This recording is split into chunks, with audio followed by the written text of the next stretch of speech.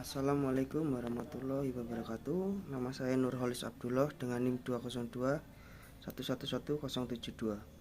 Saya akan membahas sedikit mengenai munasakoh dan taharudz. Munasakoh menurut bahasa artinya menyalin dan menghilangkan. Munasakoh dalam pewarisan ialah kematian seseorang yang sebelum harta peninggalannya dibagi-bagikan, maka terjadi lagi kematian seseorang atau lebih yang berhak menerimanya, sehingga terjadi pemindahan hak kepada ahli warisnya disebabkan ia meninggal sebelum harta peninggalan pewaris dibagi-bagikan. Ada 3 keadaan yang menyebabkan munasakoh, yaitu yang pertama, apabila pewaris mayit kedua itu adalah mereka yang menjadi pewaris mayit pertama.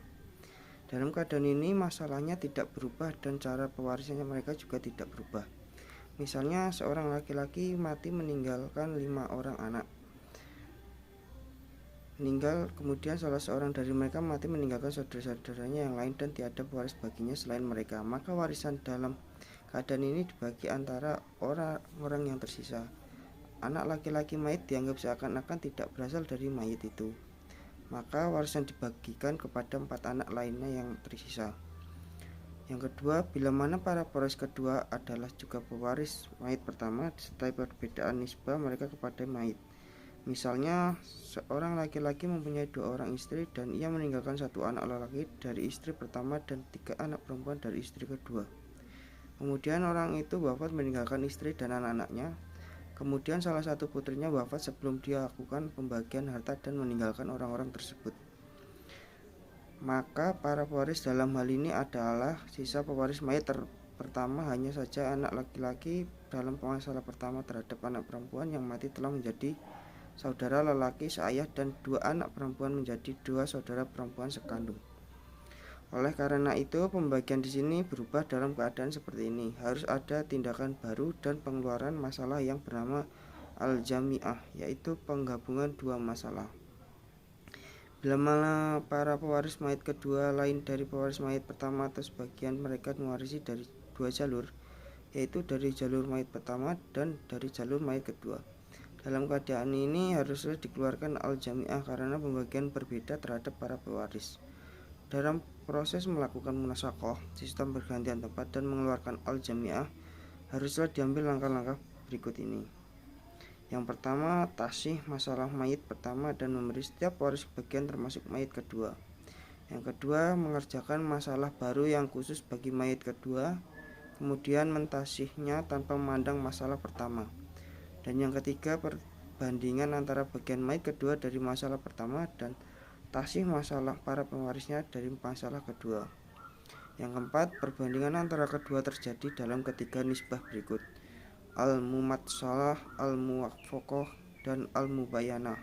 Apabila antara keduanya, yakni antara saham mayit kedua dan masalah para pewaris yang lain, terjadi persamaan, maka masalah ini menjadi sahih dari tasih pertama.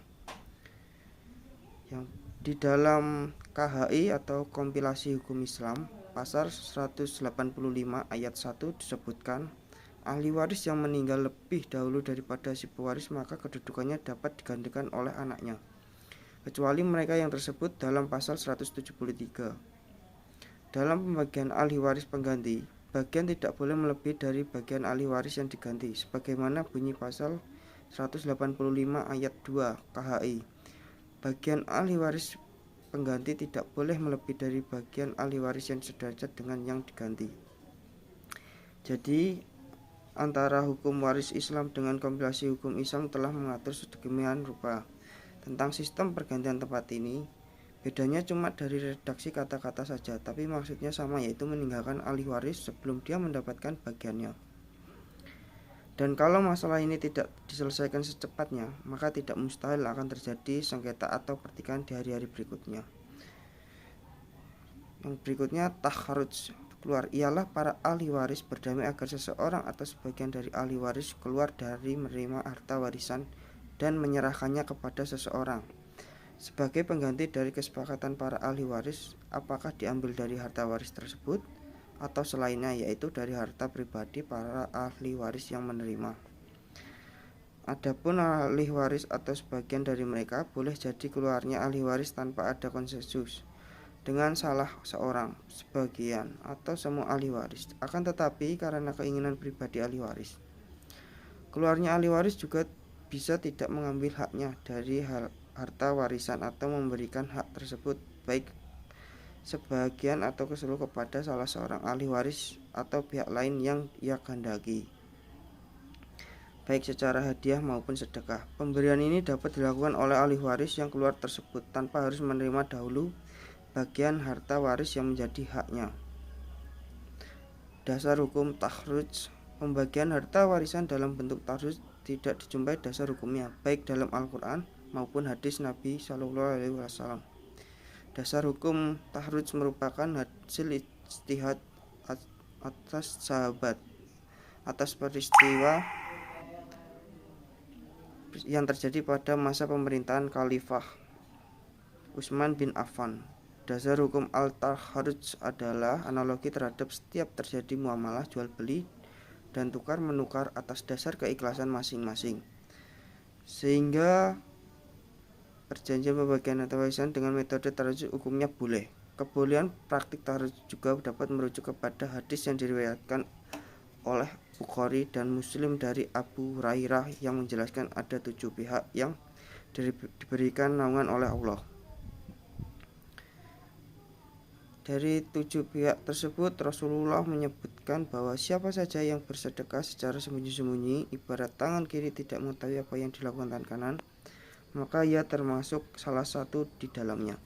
Kemaslahatan yang dihasilkan dari pembagian harta warisan secara damai adalah: 1. Persengketaan antara ahli waris bisa berakhir.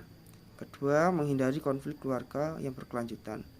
3. Harta warisan segera terbagi dan dapat dinikmati oleh semua ahli waris dengan segera dan dapat dimanfaatkan untuk kepentingan keluarga dan memberikan kebahagiaan bagi kehidupan keluarga.